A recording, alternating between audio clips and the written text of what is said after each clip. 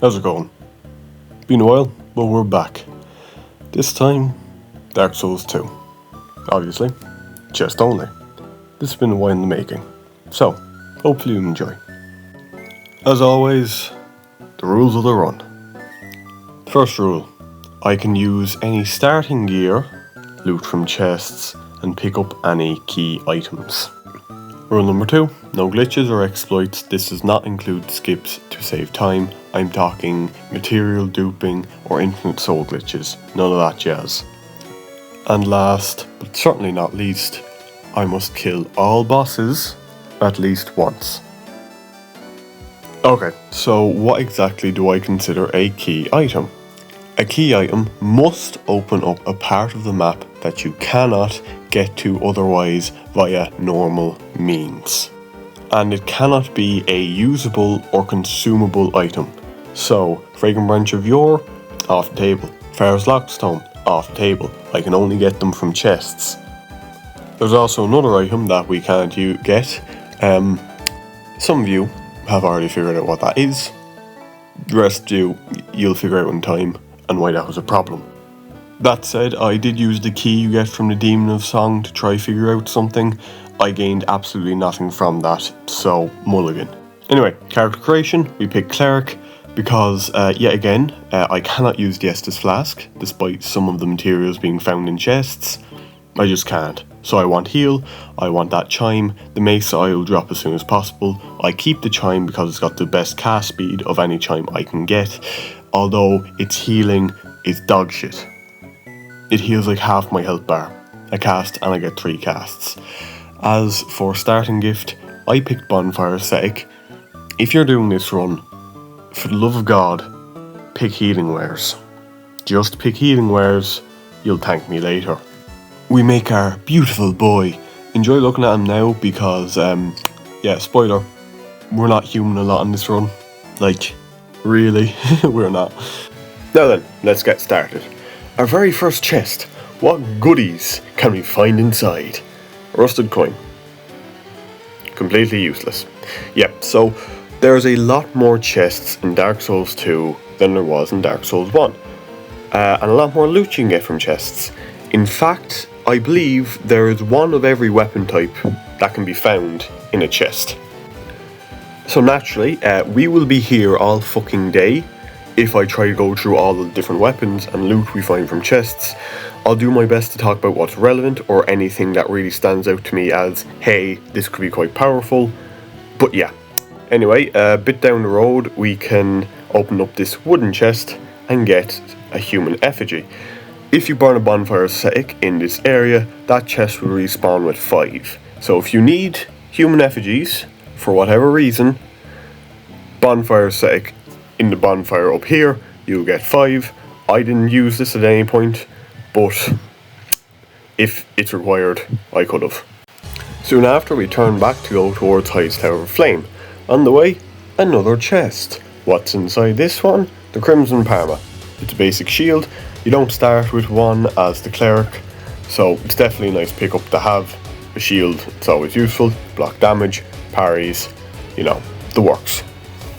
We start fighting our way through Highest Tower of Flame for an important pickup. And now, the healing animation. Reminder, that's the fastest chime I can get my hands on that can cast miracles. Did you see how much it healed? Granted, it's not upgraded, nor have I put any points into faith, but that's just dog shit. So we're also going to talk about a few changes they've made to the magic system. In Dark Souls 1, every catalyst, barring Pyromancy Flame, starts out as fully upgraded. In Dark Souls 2, you upgrade most catalysts with the normal Titanite. Okay, that's fair enough. Issue is, our healing is also tied to the catalyst, how much scaling you have from that. So we're losing out on a lot of healing from it not being upgraded, and we're very scarce on upgrade materials this run. So I don't get it upgraded fully. That is an issue. That's limiting our already very, very limited healing.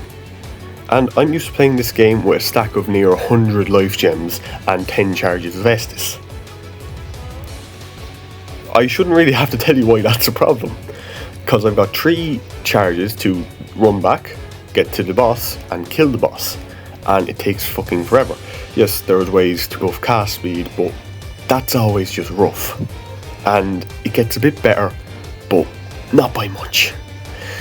Other chimes are stronger, yes, but again, that little bit extra cast speed can often make or break a heal in some boss fights, and I'd rather get a bit of healing than none. And I'm not using Estus, you can't really complain about me using a really shitty chime with 3 heals. We make a Hide Knight walk off the edge, and grab the Ring of Binding as our reward. Because Dark Souls 2 has this amazing mechanic where every time you die, you lose 5% of your total HP, stacking 10 times, for nice and chunky, 50% of your maximum health. Yeah, great mechanic, 10 out of 10, I love it. Right, the main way that you fix this is human effigies. Like I said, we don't have a lot of human effigies. Effigies, whatever the fuck. Either way, the Ring of Binding reduces the loss from 50% to 25%. Still shit, but better than nothing. Running past the fire-spewing salamander, we can get our first weapon from a chest. The Fire Longsword. It's a longsword, it's one of the most simple weapons in the game, very basic moveset, but very effective. We sadly do not have the stats to wield it, we need 9 in dex. Why? I don't know. we need 9 in dex. That's alright, we'll get the stats in no time at all. Speaking of which, our stats. So I have been pumping health so far, we need to get that up to about 30. Our endurance is 3. I'm not working with 3 endurance, that has to change, and I will as soon as we can, but I have a lot more stats to get to. We also have adaptability, because fucking adaptability exists, and we need to get that up to, I believe, 25 to get 100 agility, so I can actually dodge. Obviously we need another 4 points into our dex, so we can wield our longsword, and then we also want a goodly amount of points into strength. We need more points into faith, if we want to heal more. It's just all over the fucking place. So yeah, our leveling is a little bit of everything, all rolled into one, yet again. I really don't like that.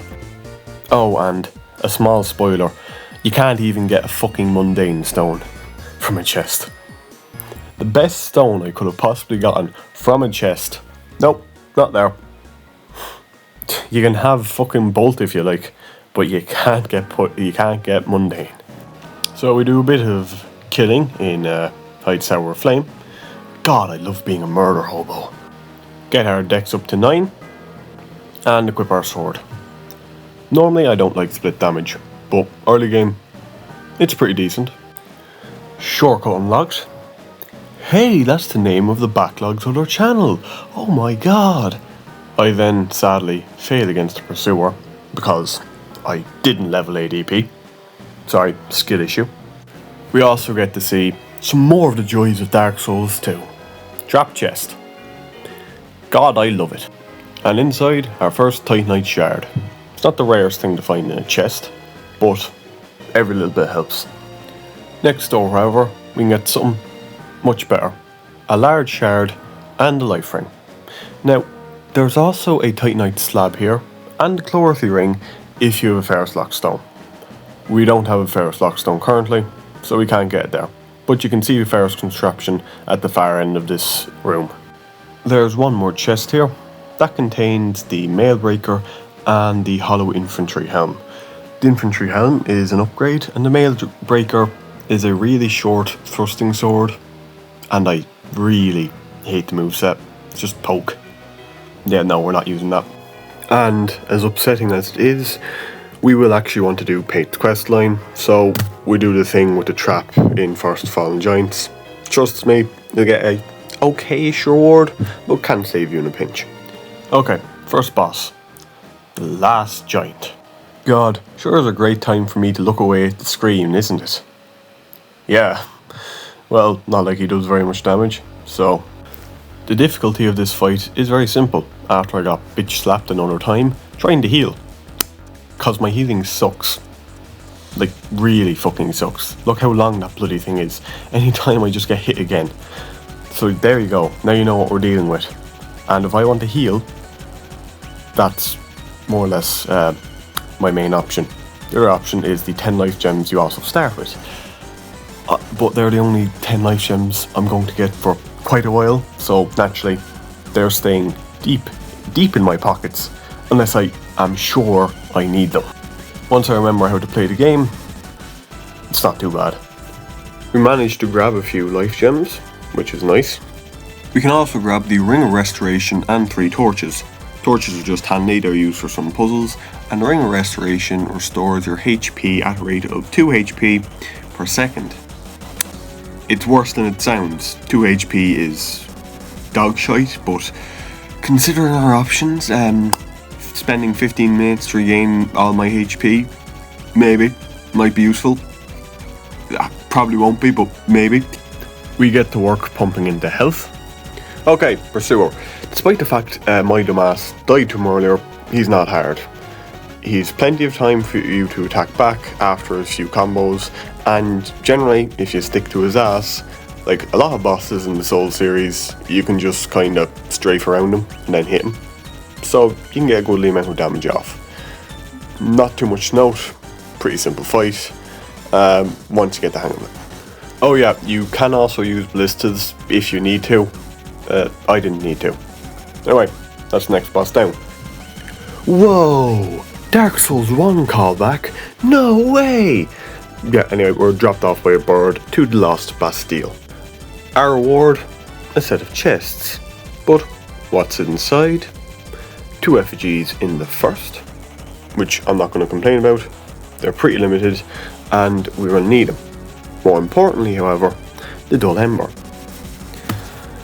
From this chest we get another 3 useful items, a Fragrant Branch of Yore, Human Effigy, and the Silver Serpent Ring. The Silver Serpent Ring increases soul gain, I think it's by 20% on the +0, and that side, the Dull Ember. Dull Ember allows infusions when you give it to Macduff. Infusions are just useful. We can't make use of all of them, because we still have to find the stones for the infusions in chests, and we won't get all of them. That said, it's a help. Anything that gives me better build variety is a help in this run. We push this barrel down the stairs, which unlocks another shortcut for us. This allows us to get straight into Macduff's workshop without the need for a key. We light up Macduff's workshop to get him to move off the chest he's sitting on, and then can start looting, such as 5 Titanite shards, 10 iron arrows, which is kinda useless to us, 10 heavy bolts, also kinda useless, and to top it off, the Craftsman's Hammer and Twinkling Titanite. Oh, sorry, one more chest. Large Titanite shards, and 2 of them. So that'll let us upgrade a weapon to +4, which we're not going to want to do quite yet. You see, the weapon I have in mind was actually inspired by J.K. Leeds. He did a video where he tried to hit list some bosses, and I won't give away too much, but in Dark Souls 2, he made use of this weapon to pancake the enemies, and that just seemed really convenient for this run. And lucky me, that can be found in a chest. There's also a chest in Majula House that gives us a few torches and Titanite shards. Just nice stuff to have. There's also the Soul Vessel. So yes, we can respec. Spoiler, I don't use this, but a lot of the Soul Vessels you get in this game are actually in chests. Now, could I have used this and been more efficient with my stats in the late game? Yes, because agility will also increase naturally with other stats, but I was happy enough with my build and the stats the way they were, so I just kept it the same way. Well, it's definitely an option, especially if you're planning on switching weapons later into the game. Because again, there's quite a few options, and some of them do appear quite late. Alright then, we head down into the pit, making use of the Ring of Regeneration, Restoration, whatever it is, the Healing Ring, because might as well, and making use of our 3 casts of Heal to regain any HP we lost. Oh great. Next up, it's the rats. Fire is effective against these guys, but since there's a large mob of them and we've got very limited healing, we want to just pick off the stragglers. Do this enough times and our rat Vanguard will show up. He's Mohawk Rat. You can see him right there. We have to be careful because not only do we not want to run out of HP, toxic and petrification are very much problems in this fight. That said, he's just a rat with extra HP. He doesn't put up much of a fight. You just want to be careful because, ho boy, look at that fucking toxic meter. Alright, that's another one sorted. Thankfully, I can actually level ADP now, so we'll be able to dodge in no time at all. Hey, look! It's garbage! And so with that, we make it to the gutter. And unfortunately, we have quite a few items to pick up here. In this chest off the side that I didn't know existed, we can get some of the only armour you will find in the chest in the game. The armour of Arrows. Yes, I'm aware I butchered that pronunciation, I don't care. Now, our weapon, the Great Club. Great hammers in this game have this cool mechanic where if you two-hand R2, you will flatten or pancake enemies. Naturally enough, this is quite useful, because if an enemy is pancaked on the ground, they can't hit you. And considering we do not want to be hit, well, you never want to be hit, but we especially don't, because we do not have much fucking healing, it's pretty good to have. In the metal chest in the Black Gulch, we can get the Shotzel, which we'll be using later, and the Great Magic Weapon spell. Which, you know, weapon buff, always a help. Only unfortunate thing is, we have to level intelligence to use it. But hey, you can't win them all.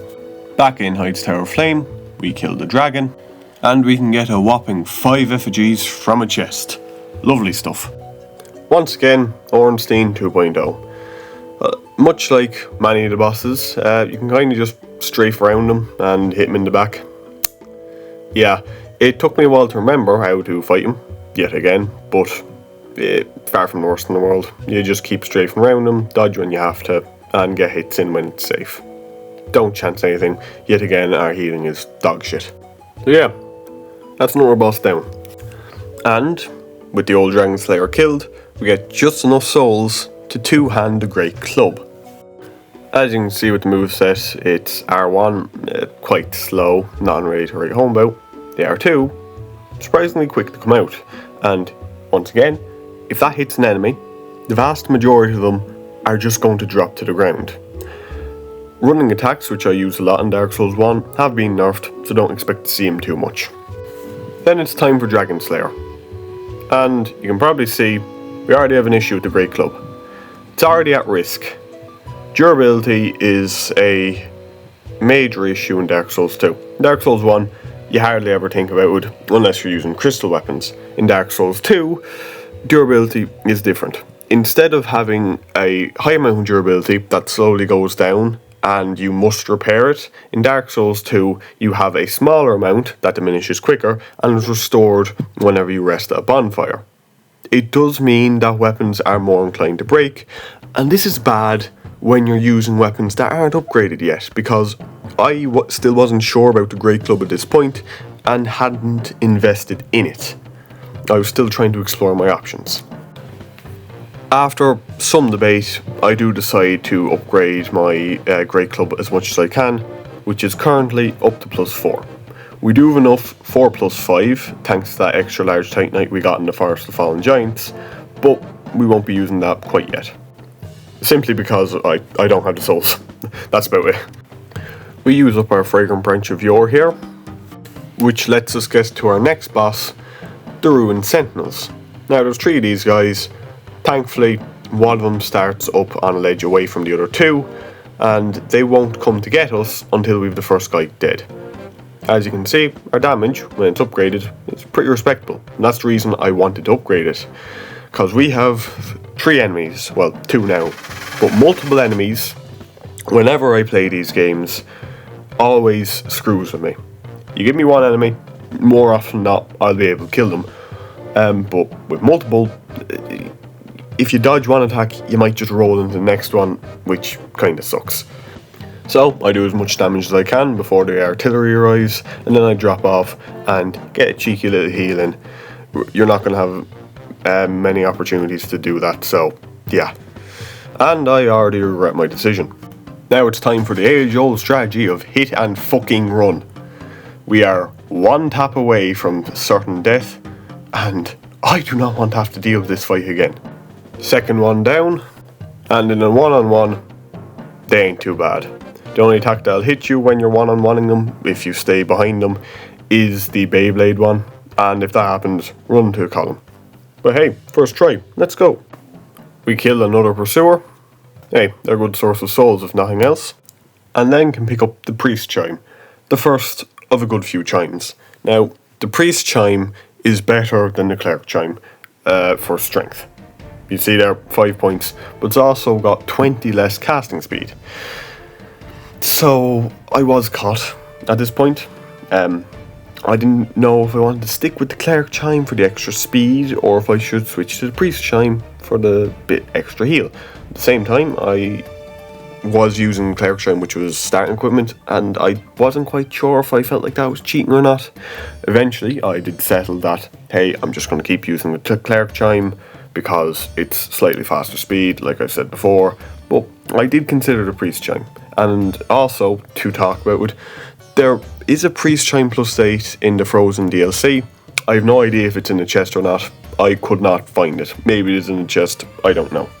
We upgrade our club to +5, our last upgrade for a while, and then begin steadily whittling away at the giants. Here's a new strategy for you. For some reason, the giants when you're in this cave can't see you, and when they do that idle animation, they can't aggro. So if you're lucky, you can chain that a few times and kill them. Now there is 2, and it takes a while for them to sync up and actually do that, but once you kill one, it becomes significantly easier, and hey, we have a great club, it deals pretty chunky damage, and we have a +5 already, so the second one then isn't too bad. This of course gets us the Forgotten Key. Then it's time for the Rotten. Oof. Remember how I complained about the stamina at the start? Yeah, I still haven't done anything about that, and we're using a heavy weapon. For the Rotten, you want at least 2 dodges to get past his double hatchet slash. If you do that, he'll be pretty alright, and he's not too hard from there. Of course, we're using a heavy weapon, and I just got too greedy the first time round. He's not bad, but we really need to sort that stamina. We quickly deal with the stamina issue, getting up to 10, and do the same with vitality, because the Great Club is quite heavy, and I'd like to wear the armour I got. Thanks very much. We head back into the hole, taking a little too much damage on the way down. Right, well, enjoy the view, because healing is going to take a while. So yeah, enjoy 10 times speed. No, seriously, I have this cranked up to 10 times speed. We're going to sit here and watch it. So, how's your day going? Hopefully well. Because my day went sitting here for like 5 minutes, waiting for this to fucking heal. Okay, fuck it, good enough for me. Oh, thank God we survived the fall.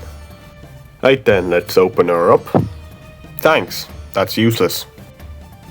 Thanks, that's actually useful. The Witch Tree, Bellvine and Branch are a chime and catalyst, respectively. We have use of the catalyst. The chime is really fucking slow, it's got like 100 cast speed instead of the 140. It's the most powerful we have so far with 100 base, but yeah, no. The Branch on the other hand, the Branch will allow us to cast sorceries. You know what sorceries we have? Right, well, guess we're pumping intelligence this next while. I also don't have any homeward bones, so away we go. FYI, you can get the gut sword from a chest as well. There you go. We ring the bell to call in the boat. We also find something I didn't quite expect.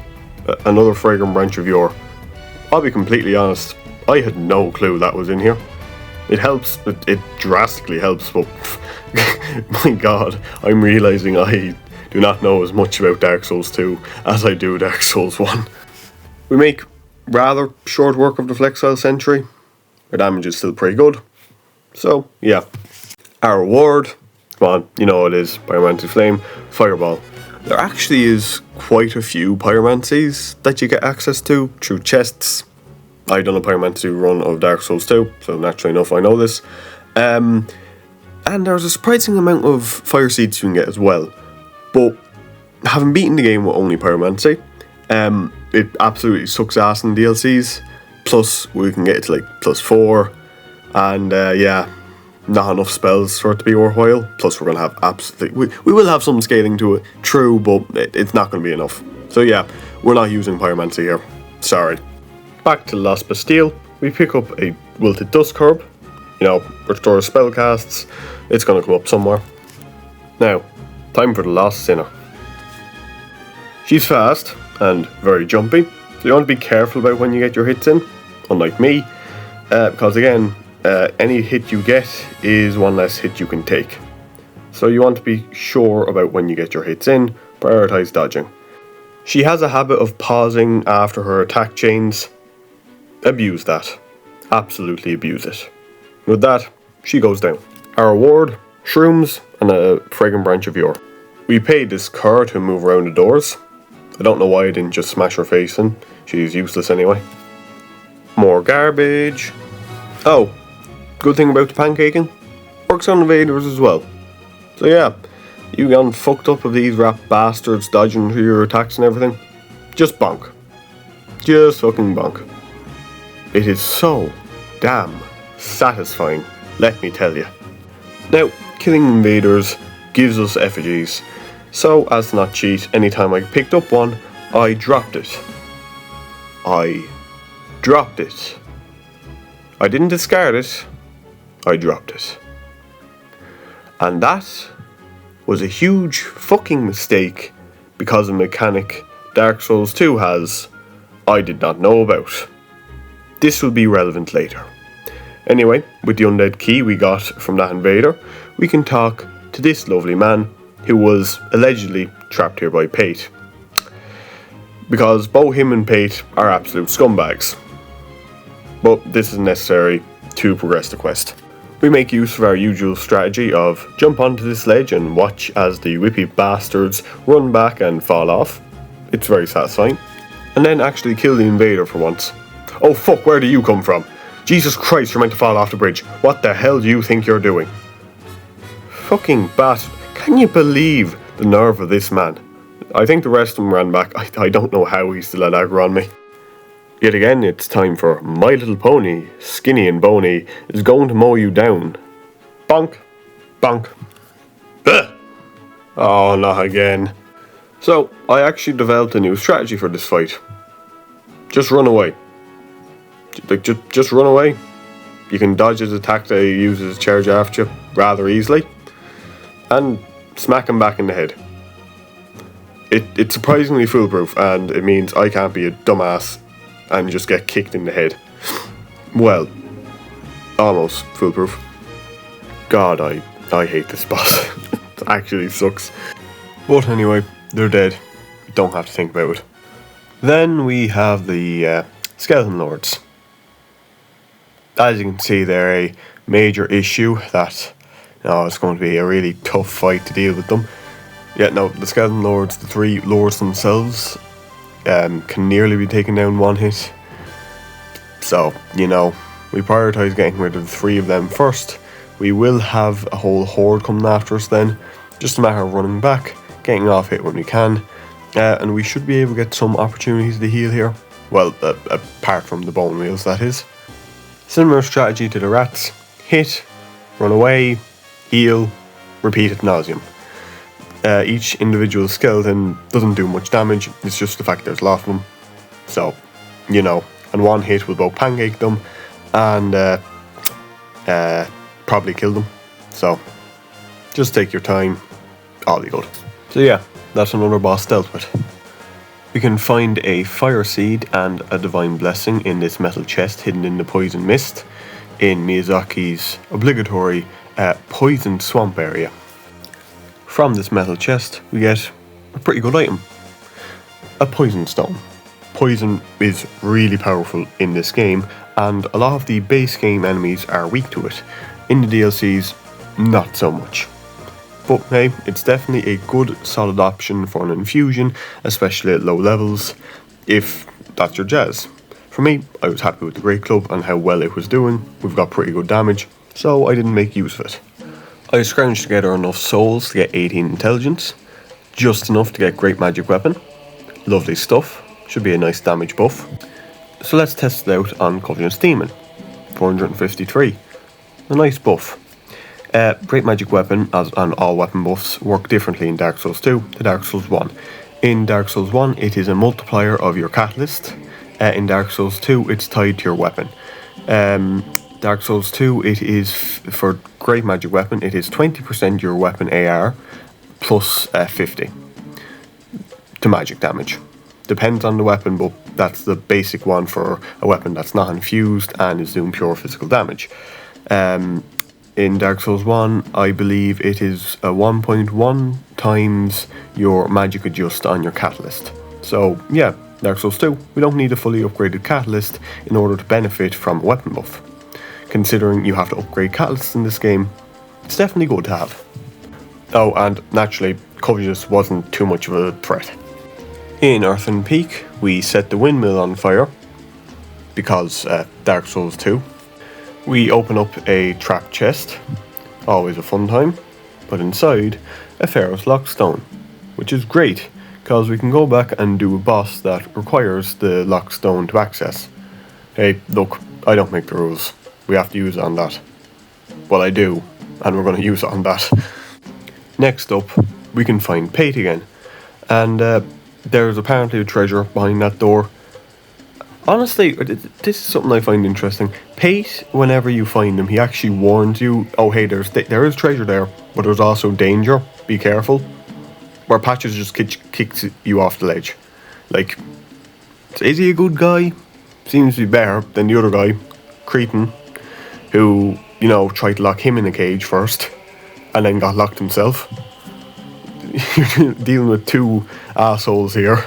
After far too long, I realised, hey, you just have to drop down from the ledge and not jump across, which is what I was trying to do. So yeah, that's the loot. It's great soul arrow. We won't be using that. But that progresses Pate on to the next area. On to the Baleful Queen. Now, I'm sure you know this, but if you don't burn that windmill, this entire arena is filled with the poison, and poison will heal her, and obviously poison you, and poison is quite strong in this game. So the strategy for this is keep her in the centre of the arena, don't let her get into poison, she'll start to heal. She's not the strongest boss, she's quite slow, she uses some magic, but it's really not that hard. Take your time, get your hits in, you can even cut her tail off, but unlike Dark Souls 1, you don't get anything for that. You know, that's why Dark Souls 1 is best Souls and not Dark Souls 2. But yeah, as you can see, not the hardest fight. I had one small tangent and managed to kill her in that length of time.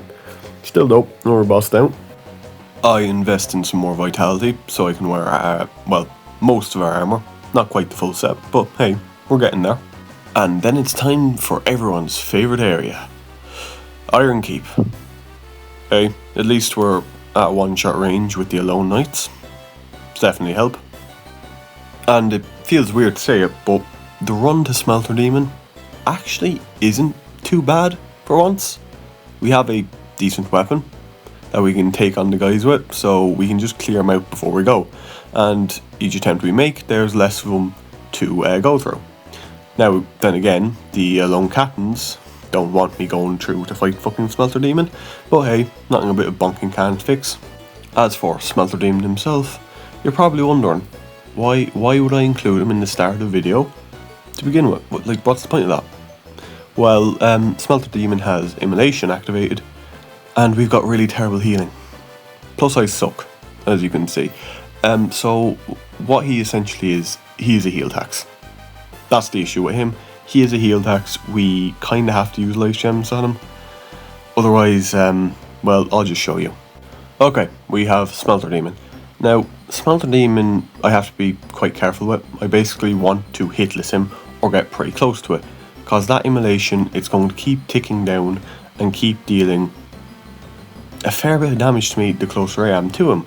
So I want to back off, I want to play defensive, I want to get hits in when I can, but I don't want to risk anything. Our damage, 517, pretty good for a +5 weapon, I'm not going to lie, but it could be better, and I'll be honest, I did struggle a bit here. Because if I get hit once, I'm kind of just screwed. It's true, he's not the hardest fight, but I was just a bit stressed and I didn't want to use life gems, and my club being at risk, it didn't help anything. But in the end, I did manage to do it. I did manage to whittle him down enough and kill him. And it felt great. I then started level strength again, because I wanted to be able to one-hand a great club, just for convenience sake. After Smelter Demon, we can get something rather important. The Pig Shield. No, it's the Flame Butterflies. We need them to do the Pilgrims of the Dark Covenant, which, obviously, has a boss behind it. I pick up the key for later. Time for the old Iron King, who I somehow managed to die to. Yeah, I don't know either. In all seriousness, the Iron King fight looks like this. Hide behind the corner, and he does the laser, run out, attack, and attack again. Pretty simple. So yeah, that's another boss down. Back to the Lost Bastille. We use the Lockstone. Find some rather good loot in a wooden chest that I completely forgot was there. Hey, every little bit helps. And we take on the Belfry Gargoyles. Damage is over 750. That's pretty fucking good. Now, the second hit will only ever do 600 because we're doing over half their health bar, but hey, 2 hits and they're dead. And they're not dealing too much damage to us in return as well. Pretty damn good. The strategy here is very simple. Take them out as quick as you fucking can. It takes them a few seconds to spawn in, so if you can keep knocking them out before they can get back up, it's great. Also, when you get them below half health, they prefer to stay at range. This actually gives us a chance to heal for once, if your ranges are right. A bit of a lucky double hit definitely helps to eat through their health bar. And pretty soon, the last one falls. That went far smoother than I was expecting. Our reward is the Southern Ritual Band. Too bad it's not the Northern Ritual Band, if I'm being quite honest, but hey, I'm not going to complain. The difference is the Southern allows you to have more attunement slots, while the Northern allows you more casts. And for us, Northern would be more useful. But hey, what can you do? We use one of our Fragrant Branches, a very rare and limited resource. Oh well, what can you do? You're really just teasing me, aren't you, game? Too bad we can't use that thing. The Chlorothy Ring +1 can be found in this chest. Just trust me on that. And in this chest we can get the Clear Bluestone Ring +1. Now the Chlorothy Ring, it improves stamina recovery, which is massive in this run, considering stamina management is key. Absolutely crucial, because we want to do as much damage as we can while taking as little, and the way you take as little is by dodging. And the Bluestone Ring improves our cast speed, so it will slightly help with our heal takes too long problem. And finally, we find something useful, a Titanite chunk. Now, granted, our weapon is only a +5, but I'll have a solution for that soon enough. We use up yet another Fragrant Branch of Yore, but there's another one in this chest, along with the Lion Mage Armor, which buffs cast speed.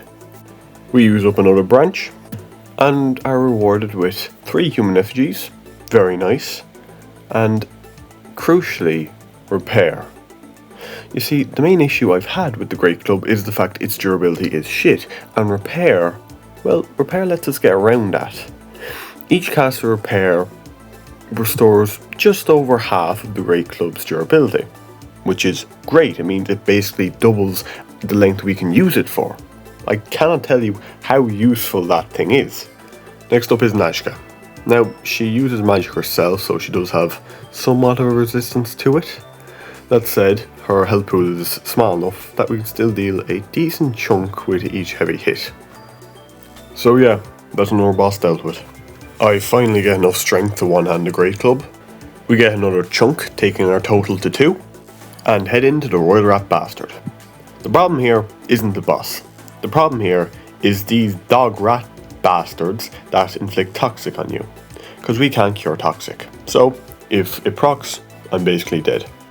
Hit and run back, get a hit on when you can, take out as many as you can.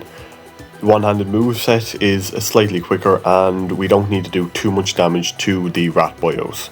So, the boss itself is basically a cheap knockoff of Sif. If I'm being quite honest, aside from the mobs at the start, it's a pretty easy fight. In this chest we find another helmet, the Grim Helm. It's slightly better than the helm we have, we might use it. Next up we have Prowling Magus and the Congregation. Yeah, this quote-unquote boss is a bunch of really weak mobs thrown into a small room together. It's not hard. I go back to talk to this fucker that I forgot to earlier, and then find the two scumbags fighting in Brightstove Cove. Now, between the two of them, I hate Creakin more, because he openly admitted that he was going to try trap Pate, and that he himself just got caught in a trap. So, he's the one you pick to kill, right? Well, for doing Pate's dirty work, you get to go into his hideout, where he has a bad little surprise for you. Yep, he set up a bomb, and then he laughs at you afterwards. Fuck you too, Pate. Next time I'm killing you. Okay, but what did we pick up from here? Well, we got the engraved gauntlets. That's the main focus. Now, a couple of you probably shuddered when I said that. The engraved gauntlets give a 5% chance to deal 50% extra damage. We are going gambling. Now, it is bar some defense, it's completely free. I might as well take the extra damage, because every fucking time that I'm one hit away from killing a boss, some part of me dies inside. And this has the potential to help out. It can't really harm us, at least not too much. We're already dealing with fairly low health, so what the fuck does it matter if I'm missing out on like 30 extra points? I don't think it does. Okay then, Duke's Dear Frisia. Yeah, no, not good. I'm not gonna lie to you here. This fight really just irritated me, because I died a fair few times, and it honestly really pissed me off, because I was struggling with the runbacks. Every area you've seen, every boss I've done, it took me a couple of tries, and the runbacks without healing are particularly bad. And Frisia just killed me over again, and me, like there, trying to hit and then just missing with the Great Club was really infuriating. I can't use my two-hand moveset or buff because I need to have the light source. If I don't have the light source, the mini fucking spiders come attack me. And I have very limited torch uses as well. There's only a few torches you can get in chests. I have to waste the bonfire ascetic to get more if I run out. And I'll be honest, I used some life gems against this boss. I shouldn't have had to. This is meant to be a pretty easy fight. But just with the weapon being +5, with the fact I couldn't buff it, with the fact my healing is so shit, with just everything, I just said fuck it. I got pissed off, and I used a few life gems. Even if you don't see them here, I used them and run them. But this video is long enough already, I just wanted to say that, so yeah. Now in the end, yes, I do push through it. What else was going to happen? But I regretted using those life gems. Like I said at the start of the video, you should have picked healing wares. I did not. You'll see the consequences later. We head to Drangleic Castle. Now, there is a few chests here, but the only thing that's worth noting is the Royal Soldier's Ring +1. It's basically Havel's Ring. Increases equip load. Quite useful. And me being a bit stupid, I pick up the wrong items. Yeah, don't worry, I'll drop those few things right now. So we had 1 Soul of Hero, 3 Radiant Life Gems, and 1 Monastery Charm. I'll just dump them all on the ground, and just so you're sure, I'll let you see it. So, make it completely clear, they're all going back down. No, what I was trying to get is the Frozen Flower, one of the DLC keys. Next up, the Twin Dragon Riders. Can't be that bad, right? So yeah, that happened. And it was at this point I realised I'm heavily reliant on life gems for this game. These two bosses, they're laughable. Normally are. But I don't have healing. I have fucking such shitty healing. So any hit I get, guess what? You're not getting that health back. I can't cast heal because then I'll get sniped. It's just a clusterfuck. And I just died over and over. And after about, I don't know, 15 tries? Doesn't sound that bad, but trust me, it was pretty fucking painful. I come to the conclusion Archer needs to go first. If you make the first Dragon Rider hit into the column where the second is standing, you can force him down. The second has far less HP, getting below half either of them, and the second one will shift. Kill him immediately. From there, it's a normal Dragon Rider fight. But don't, for the love of God, fuck up, because I did twice. I embarrassingly fucked up Dragon Rider twice. Because I was just pissed off. If anything else, like, in my head, I shouldn't be dying to this. Why am I dying to this? And I'm my own worst enemy that way. I start fucking going like, why am I so shit? Start doubting myself, and that just makes me worse. In the end, I do manage to do it. With the Dragon Rider duo done, we head on to the next boss, Looking Glass Knight. In my opinion, an actually decently hard boss. Sure, he's not the quickest, but he has combos, and the combos are the issue.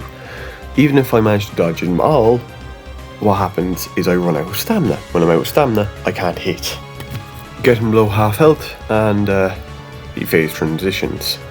He'll slam his shield into the ground, summoning help. This is the only time you're going to get a chance to heal. He takes reduced damage at this stage as well, so deal what damage you can, but if you need to fucking heal, heal. Now, I play offline, so I only have to worry about NPCs, which, thankfully, the club is actually pretty good at taking on. But still, it's two enemies on one. One boss that's dealing pretty chunky damage, an NPC that can backstab me, and just come up behind me if I forget about him. Plus, Looking Glass Knight has ranged attacks.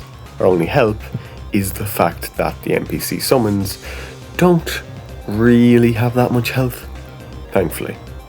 But still, you can do this at any time now, and trying to take a cheeky heal in can be the end of you.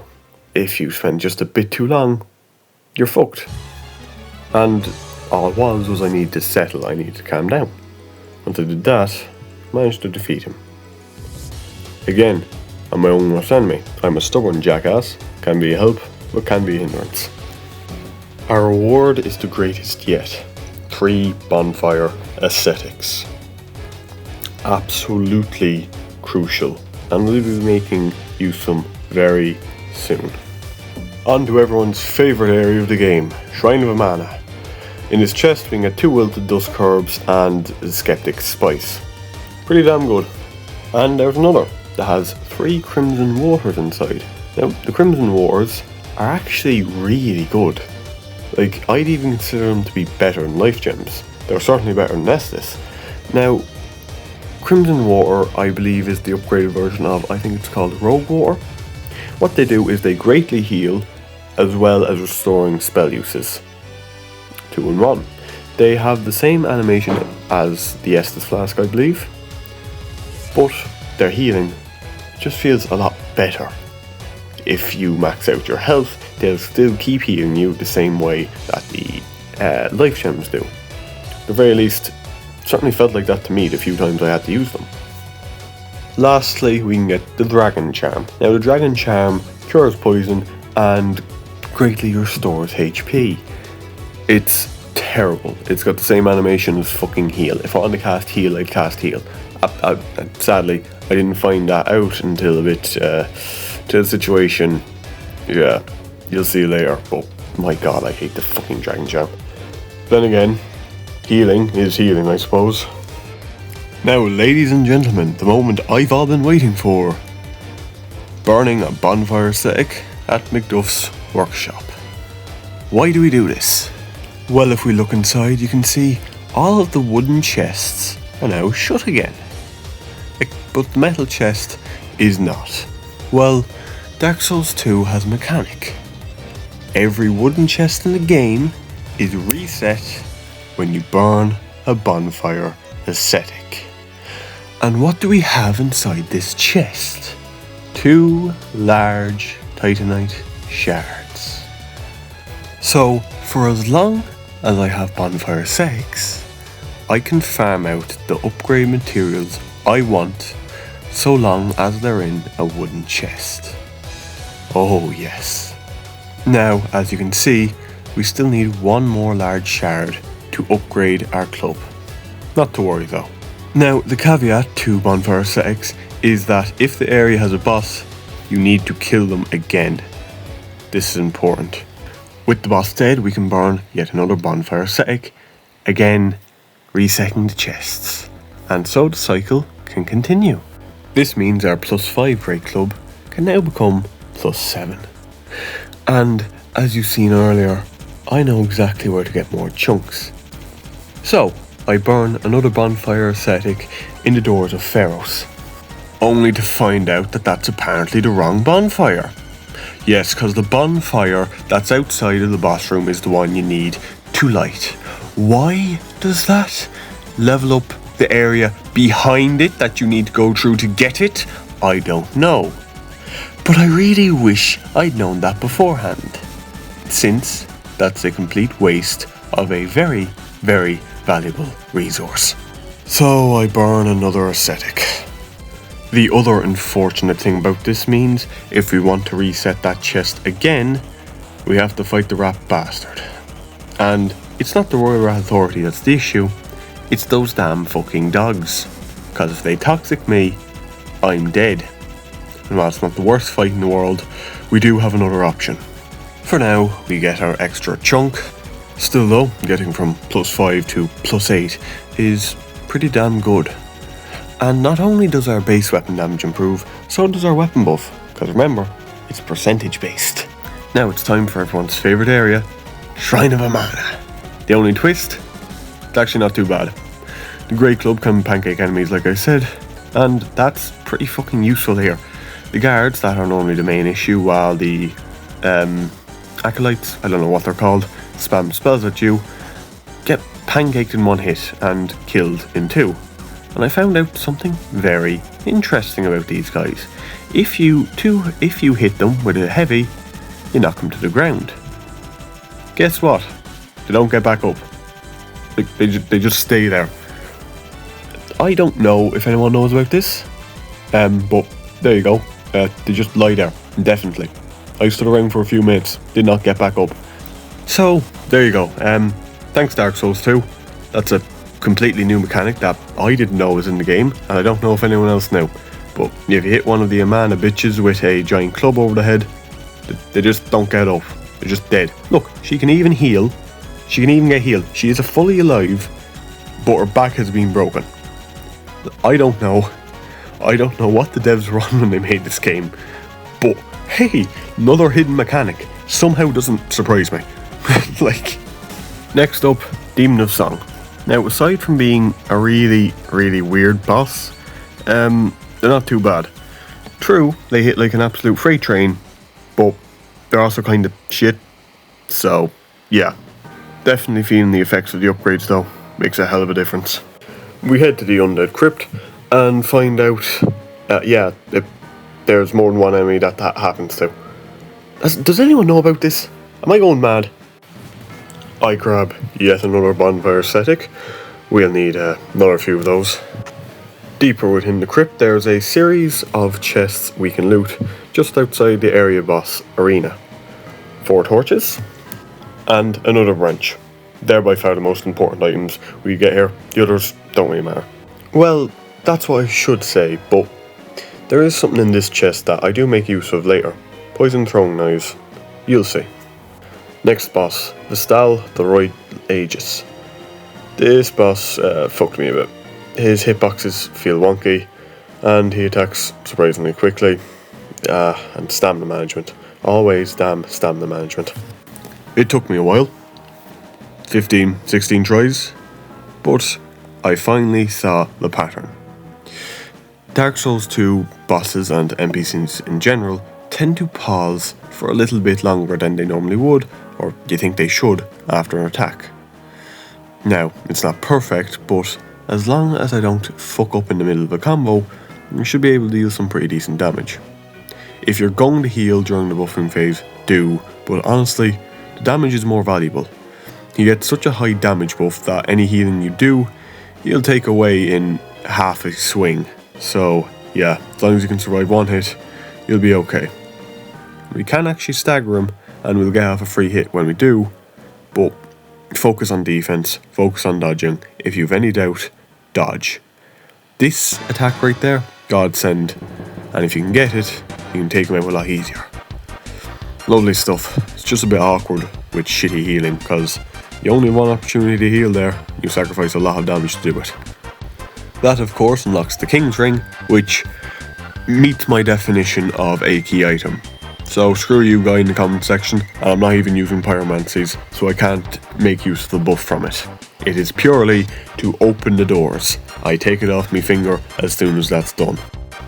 We head on to Aldia's Keep. Is it called that? Whatever it's called. We get 2 bonfire secs here. Which means we're back up to 3, baby. Ho ho ho. That of course means we can burn a bonfire ascetic, resetting all the wooden chests, and getting another chunk. This also means we have to kill Sorceress Nazca again. Should be easy enough, right? Yep. Real easy. I eventually came up with this pseudo-cheese strategy where if you keep to her back half, she'll do this tail swipe and you can get off some free damage when she does this, since if you just run back up, she can't hit you. Now, you can't keep it in an infinite loop reliably, but when you can get it off, it's pretty good. Watch out for Magic Missile though, bit of a pain. The other reason I chose her over Royal Rat Authority is because you can actually heal, rebuff, use repair by standing on this stone area when she's underground. It's a nice break. And after a few minutes, I finally deliver the killing blow. And man, it feels good. The extra health and the extra damage she was dealing made it quite a challenge to kill her. So I burned another bonfire ascetic so I can reset the chest again. Unfortunately, the chest gets destroyed. Fun mechanic in Dark Souls 2. When the chest gets destroyed, its loot, well, gets turned to rubbish. I cannot tell you how angry this made me feel. Now you might be wondering, hey, what's the big deal? You just said there's a lot of bonfire ascetics in chests, right? And there is. The problem is Nazca. That's my fucking problem. You see, every time you use a bonfire ascetic, you put the boss into its next new game cycle. And it stacks. And I don't even have a +9 weapon. I'm fighting a boss with magic resistance with magic weapon. I'm using a heavy weapon doing 600 damage a swing and looks like I might as well be using an unupgraded one against the normal version of Nazca. That's my issue. The game has basically made it so I have to kill Nazca an extra time in new game +3. Isn't that fun? My alternative, Royal Rat Authority. I can either brute force my way through this boss with a massive health pool, or run around the fucking doggos. And considering I had so much practice with Nazca already, I just decided to bite the bullet and do this. But it's monotonous, it's tedious, and it's extra work, extra time, where I just really didn't need it. Just the fact I have to even go get another bonfire sec. Now I have to actively hunt it down if I want to upgrade my weapon. I need to upgrade my weapon. We kill Nazca again. Back to Shrine of Amana. We use the fragrant branch of yore we got in the area just beside the Undead Crypt. An area I had no idea existed. An area I had no idea you could get to. We can find this flame here. It can return you to being human. Great for us, right? Well, it would be, if I could ever use it. Remember how I said I've been dropping human effigies and that was a massive mistake? Yeah, well, if you drop human effigies, they stay in your world for 10 minutes in an area, if that area is loaded in. Otherwise, the timer's paused, and as long as any human effigy is dropped in your world, you can't make use of this flame and cannot return human without using one. So if I want to return human, I need a human effigy, and the place we get him is in that first area, wooden chest, which I never make use of since I thought it was a waste of human effigies. But it just really pisses me off that that's the case. I know why, it's so you can't become human when you have a stack of human effigies, but what's the point of that anyway? Just let me use it. And I'll be honest, what's the point of having this mechanic in the game if you have to drop all your effigies to use it? Like, wouldn't you just discard all your human effigies anyway then, and just keep using the flame? If that's the case, it seems so stupid to me. And these pyromancers, oh my god, they are so fucking annoying. At the end of this area, we can get the Manslayer, a poison katana. It's the only poison, or naturally poison infused weapon we can get in the game, so if we infuse it with poison, it becomes even more powerful. And a lot of enemies in the base game are pretty weak to poison, so it's a good choice, but for me, it's just a little too late in the game for me to swap build to. But hey, you can see its moments. The main reason we're here, another bonfire ascetic. Please note I did burn another bonfire ascetic and collect the Titanite chunk before heading to Shrine of Mana. I just forgot to record it. I was just so pissed off at the time, so sorry about that. But currently, running up here, I have 2 chunks in my pocket and I'm going to kill Nazca again to get the 3rd. The only good part of this is I've had plenty of practice against Nazca by now. But still, just wasted so much time for something so fucking just unlucky. How the chest got destroyed in the first place was one of those weird phantom things rolled back and attacked the chest, breaking it in one hit. So yeah. And so finally, I get the last chunk I need. Plus 9 weapon. We just need a slab. Then we've got plus 10. Not too bad, eh? The next boss is the Guardian Dragon. Essentially the same enemy that we killed in Hyde's Tower of Flame all that time ago. Really, not the toughest enemy. That feels to be a common theme. A boss either completely walls me, or they're trivial. In the Dragon Sanctuary, this chest has 3 bonfire ascetics. There's nothing really for us in Dragonary, so we skipped straight past it. There's enough time wasted already. And looky what we have here. A Titanite slab. Well, we've done it. We have everything we need for a plus 10 weapon. And doing it with only chest loot. That's a far cry from what we were able to pull off in Dark Souls 1, let me tell you. In this chest we can find the 3rd Dragon Ring. It's like the Ring of Favour and Protection from Dark Souls 1. This is really good for us. The main part is that it boosts our stamina, which is great when you're using a heavy weapon. And by a whole 35 points, nothing to scoff at. And to top it all off, we can get Crystal Magic Weapon. A whopping 30% boost, plus 50, instead of 20. Amazing. Now, it does require 28 intelligence. What I haven't told you is I leveled my intelligence up to that point.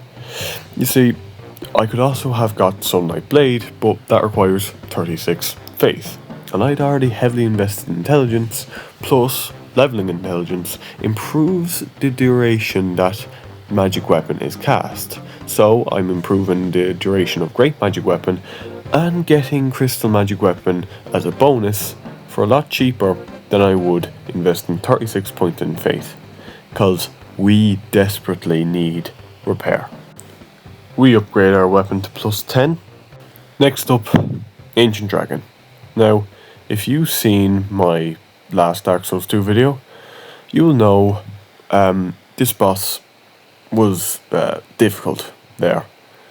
But turns out I learned my lesson, because this was the first try attempt. Something I wasn't expecting. Now, this boss isn't too bad in all fairness, but trying to beat it with nothing only poison, takes a while when he has that big of a health bar. But hey, it felt so sweet to be able to kill this fucker so much easier. I'll still forever hate this boss though. Next up, Giant Lord. Now, something I didn't realise, I actually got 3 crits in a row here. You can tell by the squish sound effect. Yeah, I don't know how. The engraved gauntlets, for the first half of the game, felt like they weren't proccing, and towards the latter half, felt like they procced every other hit. I have no fucking clue why.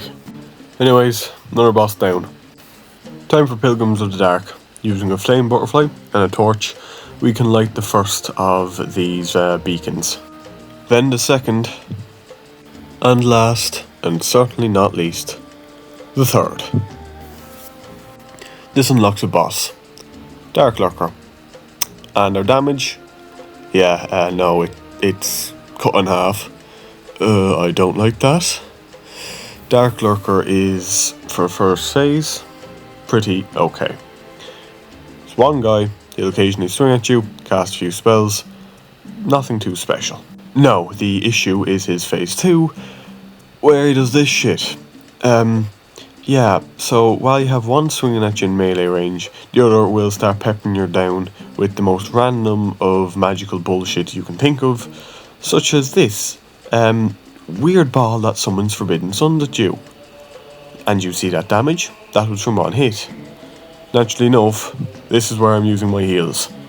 Because we have only got one human effigy left at this point. I had 11 and died several times in the Pilgrims of Dark area. So we get one more shot of this before we have to waste a bonfire ascetic. Good thing too, because despite me healing, I bork it and die at the very end. Got caught on that fucking stone ledge. I'm only realising now, I got caught on that stone. On our next attempt, I decide to go all in. We have one bright bug you can get in Aldia's Keep, near the mirrors.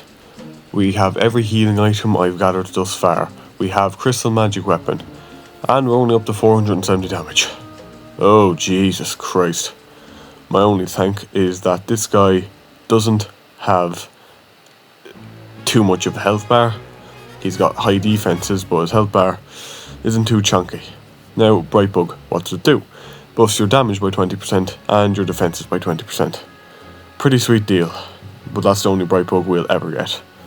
Hopefully it isn't wasted. Phase 2 starts. I get half hits when I can. From here, we're playing hit and run. Crystal Magic Weapon is going to run out at any second.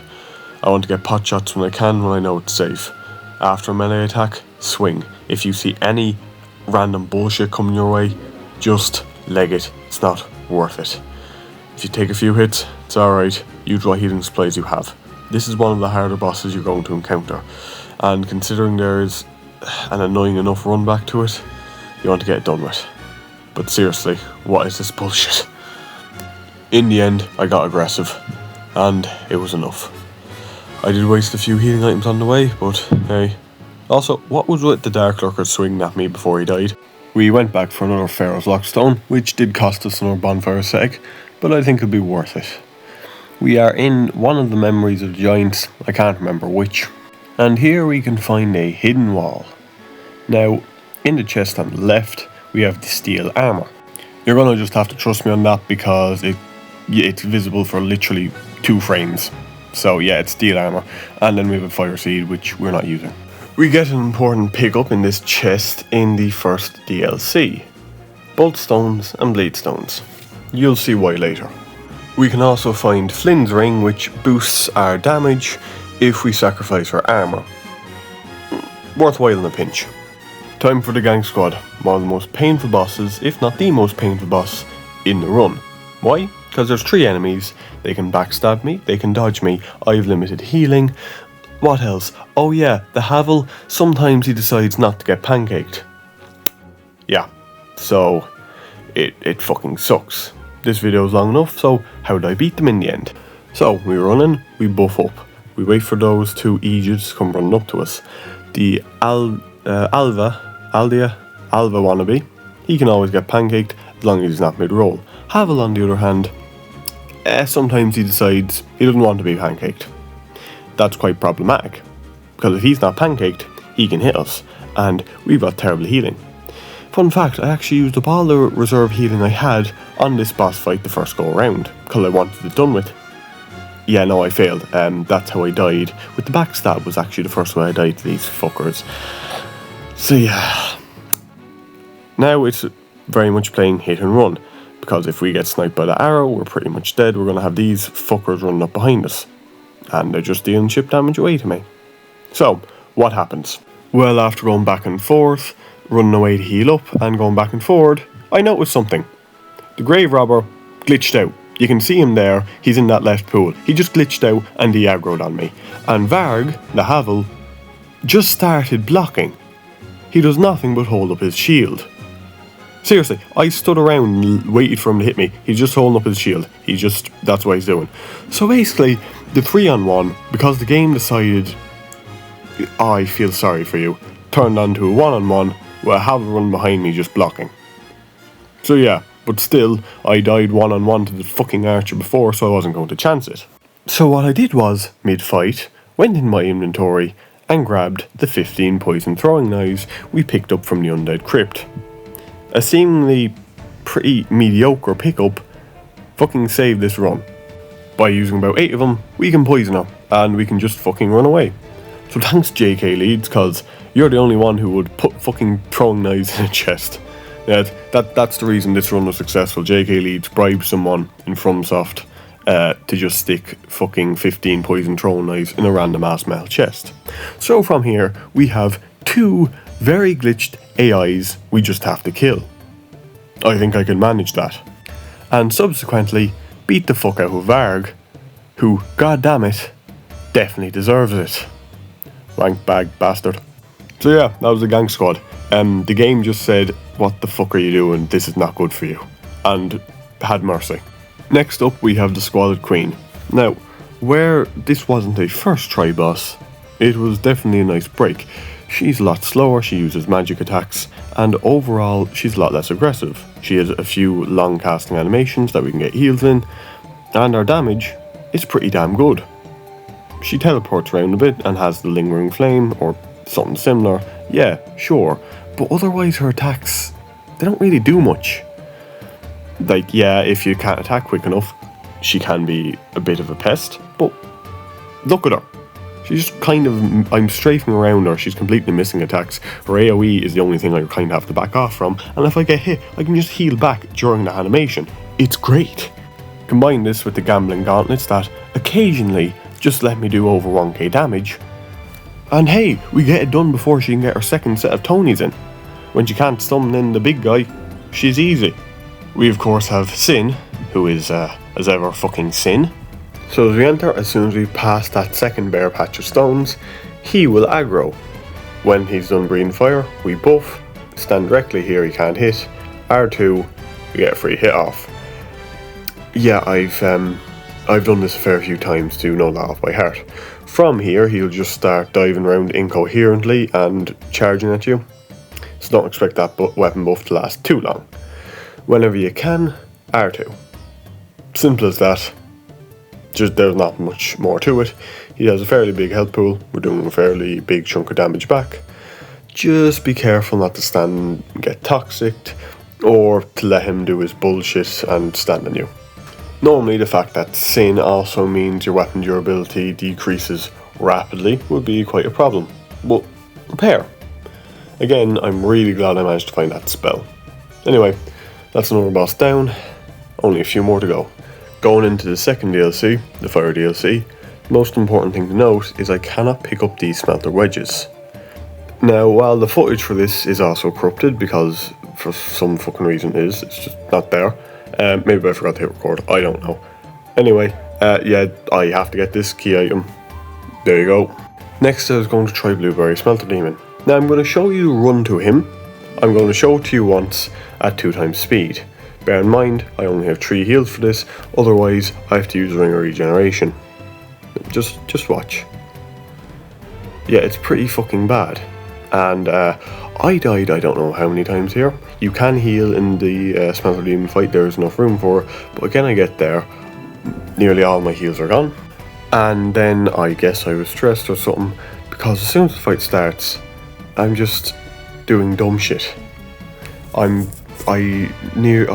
don't even know. I should not have got hit there, and I'm constantly taking damage from being close to him. I honestly don't know. I think it was just the nerves of having to try to get through him, and that run back every single time didn't help anything, and I ended up dying. Being me, I tried that several times and just got fucked up in the end, and said, I'll park it, I'll go do other bosses. Now, luckily for us, there is 4 smelter wedges in a metal chest. Guess how many we need to block off Fume Knight from healing? That's right, 4. Incredibly lucky, trust me. And so we come to what is probably the final piece of equipment I got from a chest. I'll mention the Sorcery Clutch Ring. This boosts your magic damage at the cost of some of your defense. Now, why would I ever want to use that considering I got such terrible healing in the first place? Like I mentioned earlier, part of the inspiration for my build came from J.K. Leeds, specifically his beating of Ivory King in Dark Souls 2 Hitless.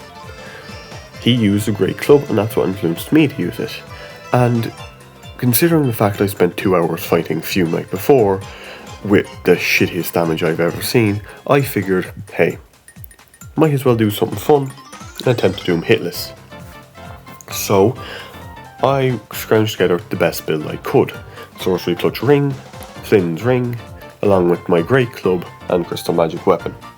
The other rings was a third Dragon Ring to keep my stamina nice and high, all the while having the Chlorothy Ring to regen it. First phase, you can stay behind him strafe round, and you'll be in second phase in no time. For second phase, nearly every hit will just clip you. Nearly everything, he'll have a follow-up or something. You play Getaway. You keep away from as long as possible. There's a few attacks you can punish safely. This one is the best. Roll behind, 1R2, back up, and stay back. All the other attacks, they will deal damage to you. If you're quick enough there, you can get another hit off. This one as well. It's more risky, so I'd only do an R1. If you keep this up, you can beat him hitless, as long as RNGs is in your favour. The hitboxes in Dark Souls 2 are a bit wonky, specifically in Phase 1, and I did get lucky in the Phase 1 here. The Phase 2 is the real challenge, but if you stay patient, you can do it. I did anyway. Weirdly, this was a nice break. Something I could just see myself slowly chipping away at. A challenge within a challenge, so I could forget about the bullshit with the Smelter Demon. Next up, of course, is Soralone. Another area with a terrible fucking run back. You might be seeing a common theme here. Dark Souls 2, why'd you do this? Some of the bosses are actually really cool. They're just infuriating to fucking get through. Now, if you get lucky, you'll do this with only a few hits, and once you get through here, you can actually heal, although the archers will start shooting at you. Once we're all healed up and ready, we can... Oh, fuck you. Right, well, we head into Soralone. Incredibly weakened, and then we can buff. This something that happened far too often, and unfortunately, I had completely forgotten how to fight Soralone. As you will soon see. Yeah. After one particularly bad run back, I was thinking of just restarting. Instead, I said, fuck it, we will do my one hit and you die build. I'd have to try hitless alone. Jump back for the slash, roll through, attack, back off. Jump back for the slash, roll through, attack, back off. This is the easiest way to deal damage. Anything else, stay away. He can return from it too easily. Thrust, he generally jumps away from if you're a bit too slow. Everything else isn't worth risking. Wait for the jump back, roll through, attack, back off. It doesn't matter what run back attack he does or what jump back attack he does.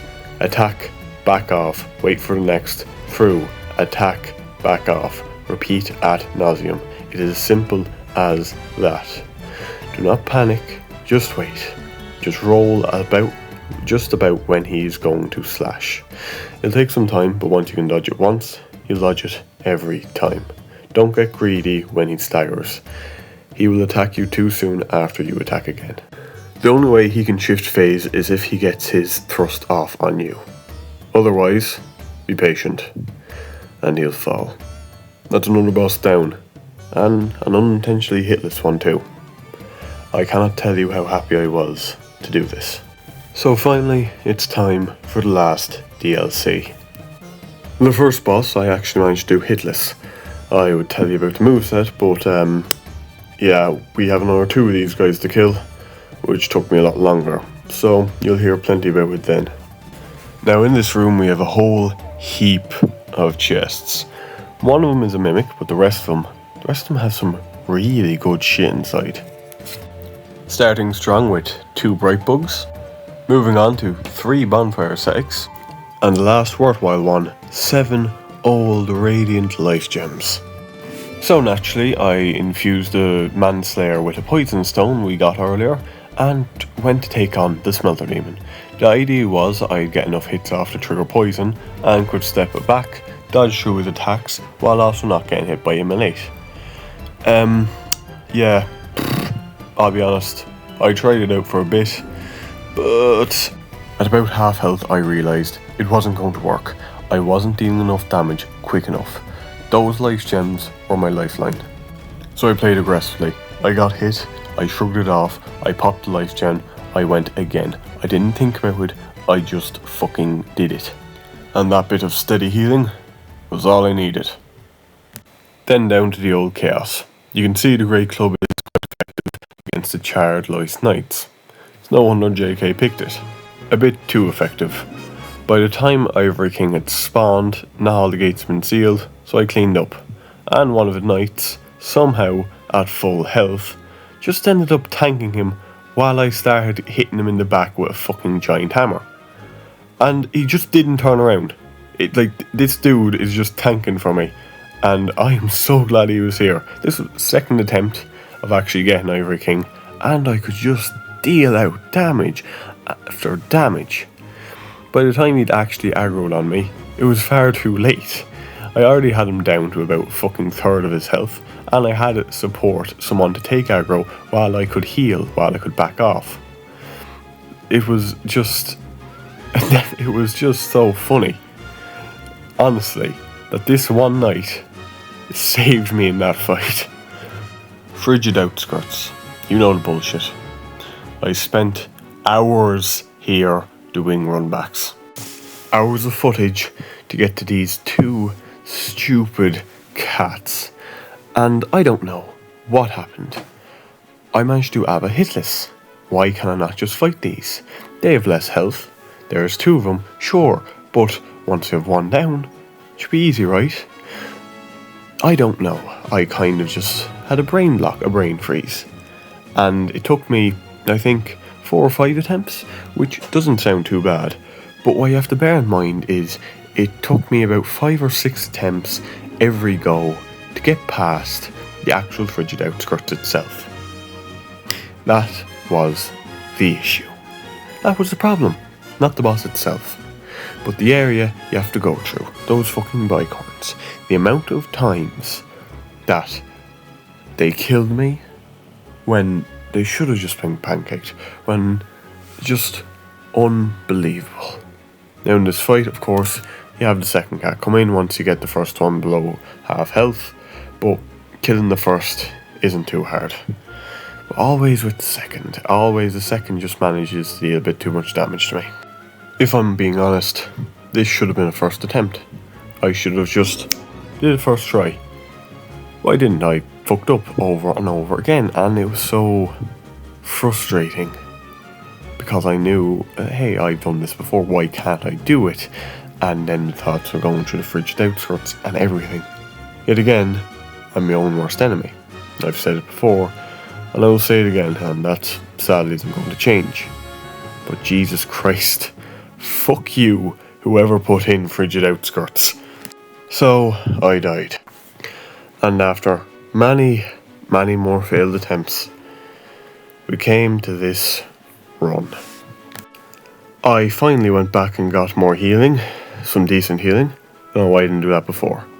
Now, with the vast majority of the cat attacks, you can just dodge and immediately counter-attack.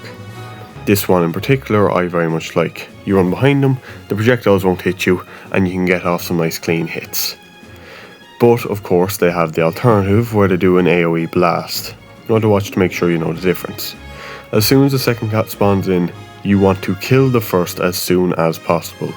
Take risks, it doesn't matter if you take some damage, trust me, it's better than having the 2 of them gang you at once. Nothing's worse than 2 enemies at once for me. After that, you have to repeat with the second until you get them to roughly half health. At some point after half health, or maybe it's a quarter, they generate this black, weird fucking power. Like, I don't know, it's Super Saiyan Black, I don't know. Right, they power up, and it's at this point they deal a hell of a lot extra damage, take about half less, as well as slowly regenerating health. So, keep your distance, get hits off when you can, but play it extra defensive, because you get hit here, you will feel it a hell of a lot more than you would in their normal form. Thankfully, this is a temporary buff, and you can wait it out. And they become squishy again once it wears off. And that's the final DLC boss down. Only a few more to go in the base game. Now, there's an important detail about this run that I didn't really mention at the start. Well, I hinted at it. You see, the Giant Souls, you can't get any of them from a chest. Oh yeah, we're doing this. 6 hits. 6 hits from a bleed weapon, and you will proc bleed, dealing a whopping 200 damage. His defense is so high, even with a buff, we're only doing 3 damage a swing. The main reason we want to be doing damage at all with a swing is simple, just to make sure our hits are connecting. After you get 6 hits off, either in 2 sets of 3 or 1 set of 6, I recommend 2 sets of 3, trust me, with the sickle you can just about manage 1 set of 6. Wait 10 seconds. It takes 10 seconds for the bleed status to wear off, and you can repeat again. I'm hugging the inside of his left thigh. It says slightly ahead, so you stay roughly between his legs. This is where you want to stay for the entire fight. Oh, and buckle in, because this is a long one. A full 15 minutes of this.